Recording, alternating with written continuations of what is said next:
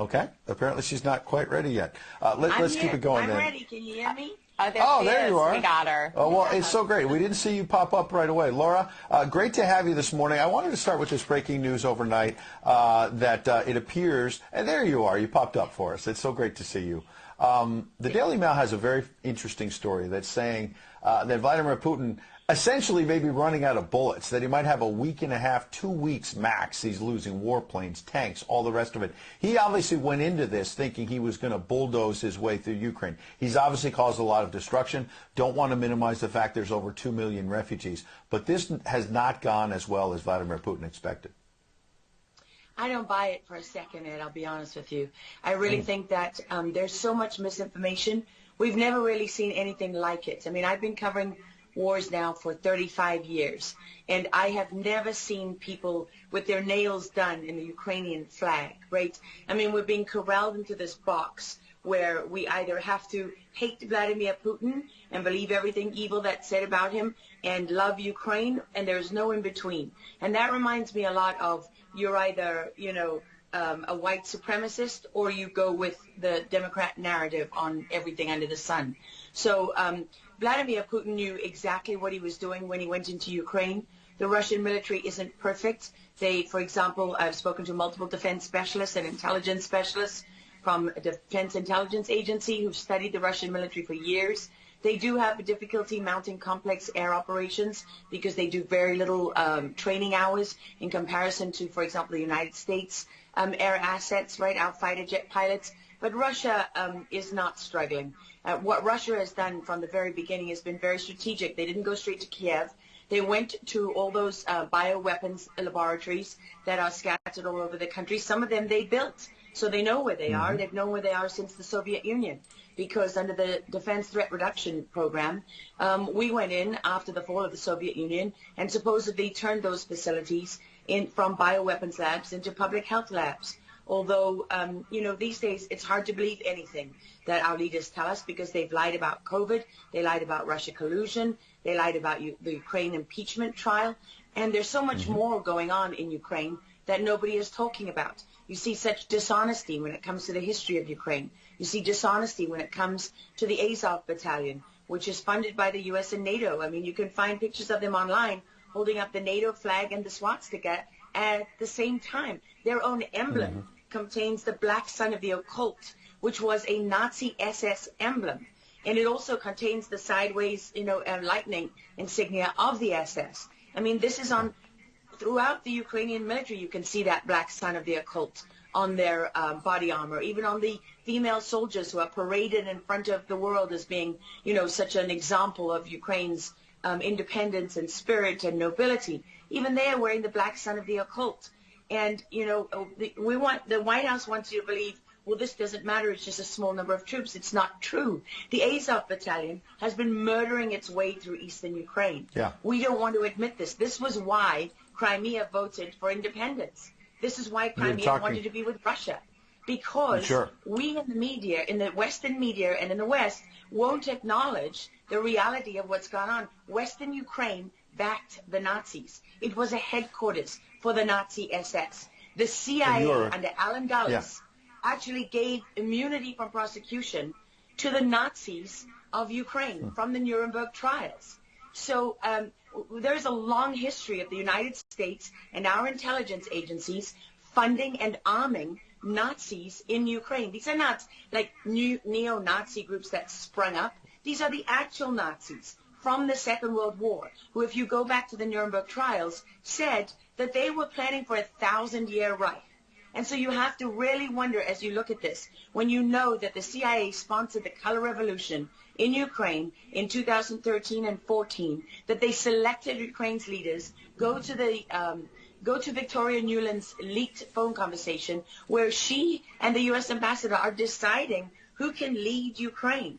I mean, there's as much interference here as you could possibly imagine before you even get to Hunter Biden, Nancy Pelosi, John Kerry, and Mitt Romney, and all of their children who are employed, who earn millions from Ukrainian gas companies. Yeah, you are pointing, pardon me, to a real credibility crisis for our leaders. I want to let Karen Turk jump in. Yeah, I wanted to bring up the fact that President Zelensky is Jewish, and I don't know exactly how this factors in, but there's some very interesting points in what you're saying. And looking at this, you could think it's political theatrics. You made a very good point at the beginning that you think that Putin is in control. And I actually want to play something that Jen Psaki said, because it seems that the White House is actually echoing that sentiment. Watch this.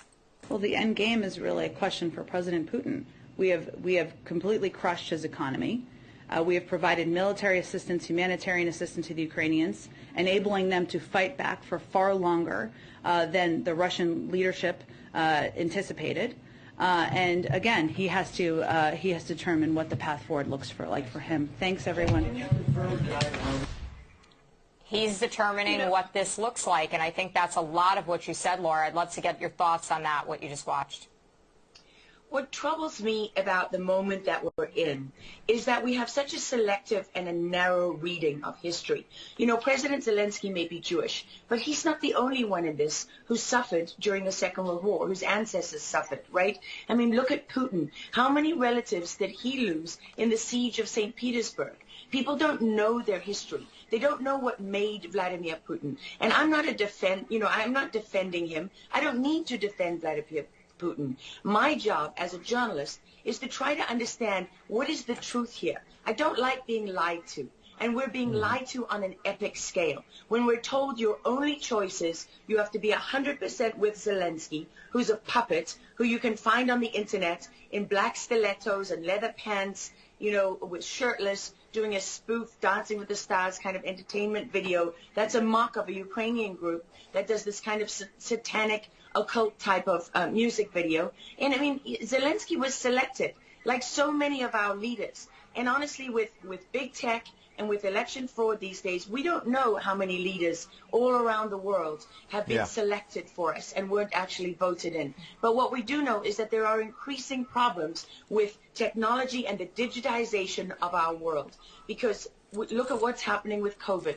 Look at what has happened globally. We are fighting the same battles all over the world. To pretend that this war is about Russia and Ukraine is just a barefaced lie. If Putin has been warning for 15 years that he is not going to stand by while the globalists take over the world, build bioweapons facilities and whatever else they're doing in Ukraine, Ukrainian oligarchs. Ukraine has been a center of money laundering for, many of the leaders in this country. For how long? Billions of US dollars have been laundered through Ukraine, and we say nothing about it. These are our tax dollars. I mean, before the impeachment trial, had you ever heard of anyone in the United States, us bringing in foreign governments to the White House for anti-corruption training? I mean, does nobody question these things? Why do we not question them? We have an idiot like Lieutenant Colonel Vindman who goes at the impeachment trial and sits there as a lieutenant colonel. He didn't even make colonel. And he's telling the President of the United States what his policy should be. You have a traitor in the form of Maria Yovanovitch, who was Obama's ambassador, who's telling Ukrainian government officials, don't listen to the will of the American people. Don't listen to the election results. We are the true leaders of America.